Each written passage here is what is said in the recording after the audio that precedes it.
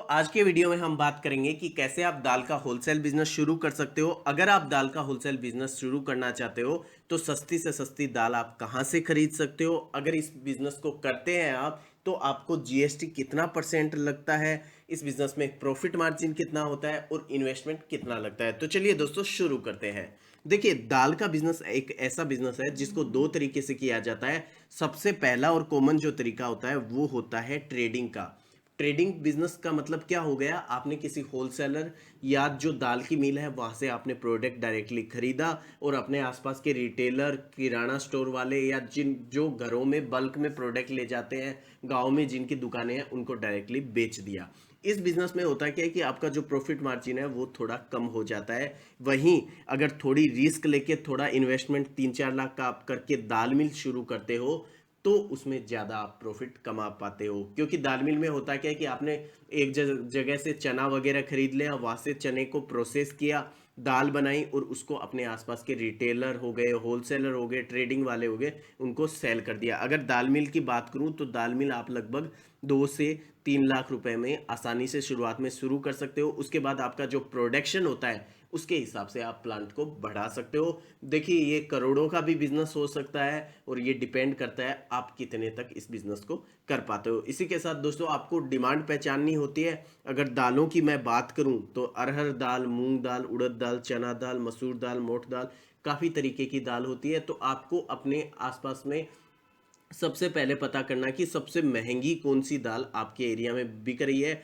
उस दाल को अगर आप सस्ते में प्रोवाइड कर सकें जहाँ पे इसकी खेती होती है, आगे बताऊंगा कि सस्ते से सस्ती दाल आप कहाँ से खरीद सकते हो। तो वहाँ पे अगर सस्ती दाल प्रोवाइड कर देंगे तो आपका बिजनेस वो पहले दिन से ही चमक जाएगा। अगर बात करें सस्ती आप कहाँ से खरीद सकते हैं, देखिए दाल जो बनती है वो किसान जब खेती करके चना या फिर मूंग हो गया इनको मार्केट में लाते हैं, उसके बाद दाल की मिल वाले खरीदते हैं, वहाँ इसको प्रोसेस किया जाता है। तो अगर जहाँ पे इसकी खेती सबसे ज़्यादा होती है वहाँ से, अगर वहाँ की मिलों से अगर आप खरीदते हैं तो आप अच्छा खासा मुनाफा कमा पाते हैं।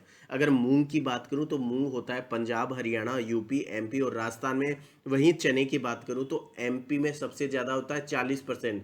अगर एमपी से चना खरीद के वहाँ की दाल मिल से चना खरीद दाल मिल से दाल खरीदते हैं तो अच्छा खासा मुनाफा कमा पाएंगे।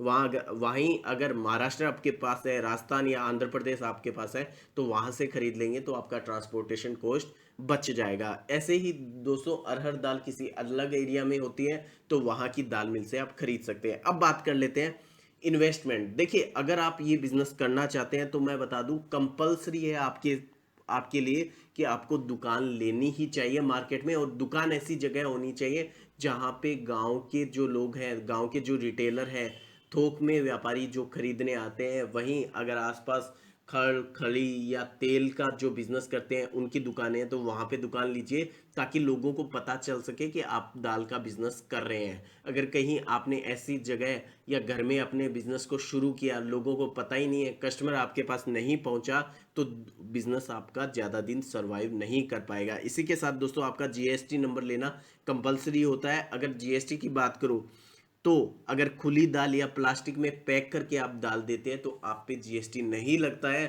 वहीं अगर आप ब्रांडेड किसी भी ब्रांड की दाल बेचते हैं तो उस पे 5% जीएसटी आपको देना पड़ता है। इसी के साथ अगर बात करें तो इन्वेस्टमेंट आपका पैकिंग मटेरियल पे जाता है। अगर प्लास्टिक की पैकिंग करते हैं, कट्टे में देते हैं या बोरी में देते हैं तो वहाँ पे आपका इन्वेस्टमेंट जाता है। इसी के साथ आपको कम से कम एक स्टाफ रखना जरूरी है। वो आपका पैकिंग में हेल्प कर सकता है, वो आप जब परचेज पे जाते हैं तब हेल्प हो सकती है, वो कस्टमर को प्रोडक्ट देने में भी हेल्प कर सकता है। तो लगभग इन्वेस्टमेंट की बात करूँ प्रोडक्ट के साथ कम से कम आप 2-3 लाख रुपए में शुरू कर सकते हैं। आगे आप जितना चाहें उतना इन्वेस्टमेंट लगा के शुरू कर सकते हैं। अब बात करते हैं लोग अच्छा मुनाफा कैसे कमाते हैं। अगर आपको शॉर्ट टर्म में अच्छा मुनाफा कमाना है तो एक बात याद रखिएगा, ऑनलाइन पोर्टल का उपयोग कीजिएगा। ऑनलाइन पोर्टल जैसे हो गए बिग बास्केट हो गया, अमेजोन पेंट्री हो गया, जियो मार्ट हो गया, इंडिया मार्ट हो गया, ये जैसे ई कॉमर्स प्लेटफॉर्म है, वहाँ पे दाल अच्छी खासी बिक जाती है, बहुत अच्छी डिमांड आती है। इसी के साथ दोस्तों आप एक्सपोर्ट भी शुरू कर सकते हो, दूसरे देशों में भी दाल को भेज सकते हो। इसी के साथ अगर बात करें तो खुद की ब्रांड अगर आपकी हिट हो जाती है, जैसे देखिए मसाले सब लोग बेचते हैं, वहीं एमडीएच का एक मार्केट में अलग ही नाम है। अगर इसी कड़ी में देखा जाए तो बहुत सी ऐसी चीज़ें हैं, प्रोडक्ट सब बेचते हैं, रिलायंस को पूरी दुनिया में जाना जाता है। तो अगर आपकी ब्रांड बन जाती है तो वो रॉयल्टी है वो आपको उम्र भर आती रहेगी। और आप सरकारी टेंडर भी भर सकते हैं। जैसे काफ़ी बार क्या होता है, बीपीएल धारकों को दाल हो गया, चावल हो गया, चीनी हो गया, ये सरकार प्रोवाइड करती है। तो वो सरकार टेंडर निकालती है, तो आप अपने फूड डिपार्टमेंट में पता करके सरकारी टेंडर भर के भी उनको प्रोवाइड कर सकते हैं। अगर बात करें प्रॉफिट मार्जिन की, तो प्रॉफिट मार्जिन कंप्लीटली डिपेंड करता है आपकी खरीदी पे। वहीं अगर पैकिंग में, अगर छोटी छोटी पैकिंग में आप करते हैं तो प्रॉफिट मार्जिन आपका 40 से 50% हो जाता है। और शॉर्ट टर्म की बात करें तो आपका प्रॉफिट मार्जिन 10% से लेके 25% तक कम से कम हो जाएगा। तो दोस्तों, आज का वीडियो आपको कैसा लगा? अगर आप किसी भी तरीके का बिजनेस करना चाहते हैं, आपको समझ नहीं आ रहा है, तो मुझे कमेंट करके जरूर बताइएगा। और दाल के बिजनेस में क्या प्लस है और क्या माइनस है जरूर बताइएगा, ताकि लोगों को भी पता चल सके। दोस्तों, चैनल को जरूर सब्सक्राइब कर लीजिएगा ताकि हर दिन हमारा वीडियो आप तक पहुंच सके। धन्यवाद।